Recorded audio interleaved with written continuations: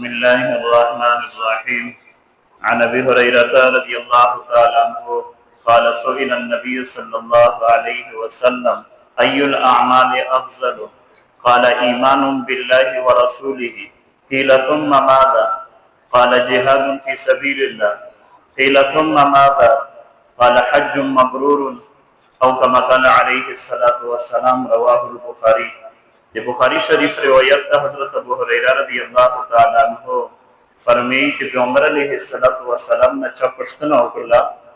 چې یا رسول الله په ټول عمل شي بهترین عمل کیم ده پیغمبر علیه الصلاۃ والسلام ورته فرمایي چې الله او رسول باندې ایمان وروړي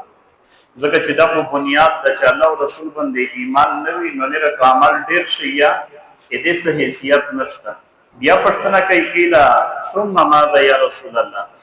اذا الله رسول صلی الله علیه وسلم د دینه بعد یا کی عمل افضل ده قال جهاد فی سبیل الله پیغمبر علیه الصلاۃ والسلام ورته فرمایي